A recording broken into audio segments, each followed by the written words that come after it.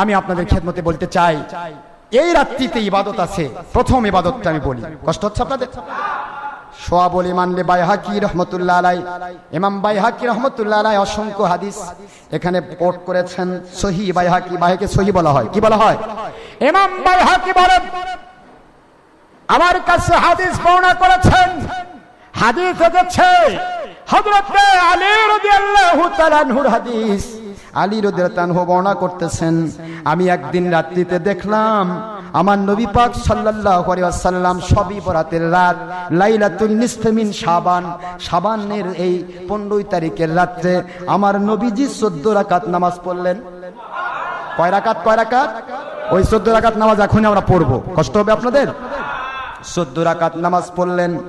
14 রাকাত নামাজ, এই 14 রাকাত নামাজের 2 রাকাত করে নামাজ পড়বেন, সালাম ফিরবেন। প্রতি রাকাতে সূরা ফাতিহার সাথে কিছুই না পারলে সূরা ইখলাস 3 বার করে পড়বেন।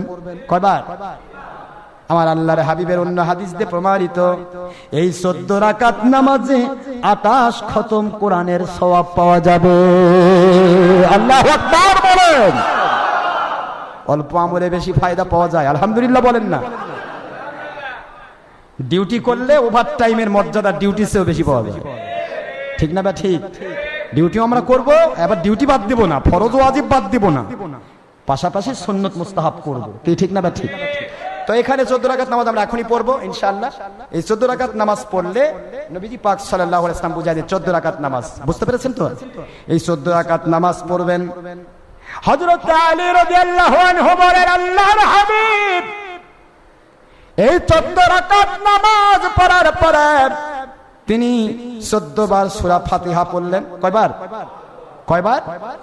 সালাম ফেরার পরে 14 রাকাত শেষ হলে 14 বার সূরা ফাতিহা পড়লেন। কয়বার? 14 বার সূরা ইখলাস পড়লেন, 14 বার সূরা ফালাক পড়লেন, 14 বার সূরা নাস পড়লেন। বুঝতেছেন নাকি? আয়াতুল কুরসি একবার পড়লেন।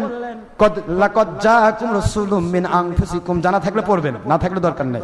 এটা হলো সূরাতুত তাওবার শেষের আয়াত, বুঝতেছেন নাকি?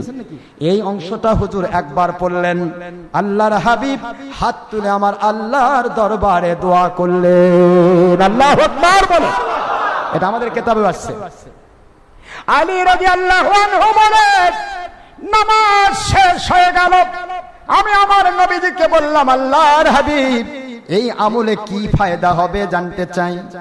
হুজুর বললেন, আলী রাদিয়াল্লাহু আনহু এই আমল যদি কেউ করে, আজকের এই পবিত্র লাইলাতুন নিসফে মিন শাবান আমার আল্লাহ দয়া করে আমার উম্মতের মর্যাদা বাড়ানোর জন্য দান করেছেন। এই রাত্রিতে এই 14 রাকাত নামাজ যদি কেউ পড়ে, আল্লাহর হাবিব বলেন, আলী রাদিয়াল্লাহু আনহু আমার ইলমের দরজা, আমার ইলমের শহরের দরজা শুনুন। আমি আল্লাহর হাবিব বলতেছি, কমের পক্ষে 1 নয় 2 নয় 20টি কবুল হজের সওয়াব তাকে দেওয়া হবে। শুধু তাই নয়, আলী আগামী 20 বৎসরের দিনের বেলা, ভালো করে শোনেন, কষ্ট হচ্ছে, দিনের বেলা রোজা রাখলে যে সওয়াব হয় এমন রোজার মর্যাদা আমার আল্লাহ দেবেন। আর শোনেন আলী, এই রাতে 14 রাকাত নামাজ পড়ে পরের দিনটা যদি তারা রোজা রাখে, পূর্বের 7 বৎসর, পরের 7 বৎসর, আর যাদের 7 বৎসর আগে এখনো বয়স হয় নাই তাদের সামনের দিকে যোগ হয়ে যাবে 120 বৎসরের নফল নামাজ রোজার সওয়াব আমার আল্লাহ দান করবে। বাইহাকি শরীফের হাদিস সোয়াবুল ইমান থেকে বললাম, এটা মিশকাত শরীফের 115 পৃষ্ঠায় আসছে। কত পৃষ্ঠায় বলুন? তাহলে আমার নবী নিজে ফবে বরাতে আমল করছেন, আর এই ডারবাটের মুন্সিরা নবী চেয়েও বড় না, এদের আমলের দরকার নাই। দলের স্বার্থে বাঁকা হয়ে গেল,